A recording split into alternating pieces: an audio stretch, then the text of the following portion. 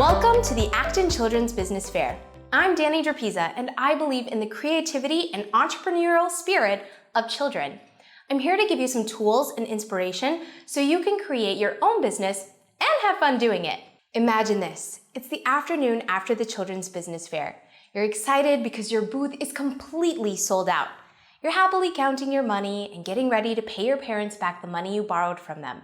As you are counting, though, your smile turns into a frown.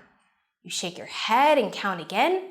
Wait, this can't be right. How could you have been so successful that you sold out, but still not have enough money to pay your parents back the costs?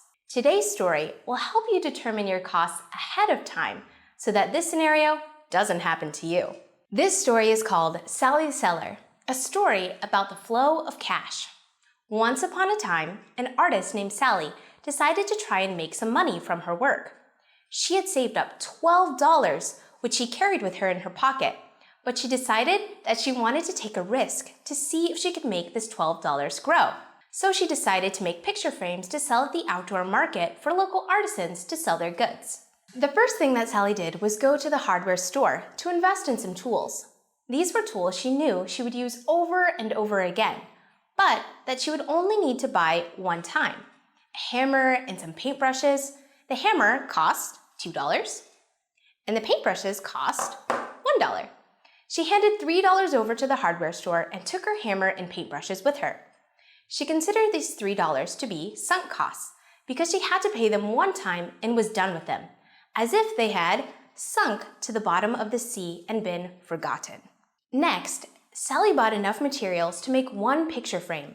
She bought wood for $1, a glass pane for $1, nails for $1, and paint for $1. She handed $4 over to the hardware store, but knew these costs were different from the sunk costs.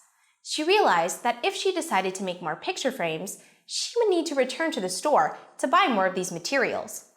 The amount of money Sally spent on these materials would keep going up and up the more and more picture frames she made. So she called these variable costs. Variable means changeable, and these costs would change whenever she changed the number of picture frames she made. Sally went home and got to work, cutting wood, nailing it together, painting the frame, and inserting the glass. Finally, she was done. It was beautiful, and it was just in time for the outdoor market. She went to the market and used her last $5 to pay the weekly booth fee. This was yet another kind of cost. She called it a fixed period cost. This is a cost that is fixed, which is another way of saying that it stays the same for every period or certain length of time. This cost would stay the same, $5, for the same amount of time each time she had to pay it, every week. So far, she had spent $3 in sunk costs, $4 in variable costs, and $5 in fixed period costs. That was all of the $12 she had saved up. All this money was leaving her pocket and none had entered it yet. Sally hoped her risk would be worth it. She set her beautiful picture frame on her table at the market with a price tag saying $16 and smiled at the customers walking by. All of a sudden, a woman named Betty, looking for a gift for her mother, came along and said she loved the picture frame. She had exactly $16 in her pocket, which she handed over to Sally. She left looking very pleased with her purchase. Sally, too, was pleased with this revenue.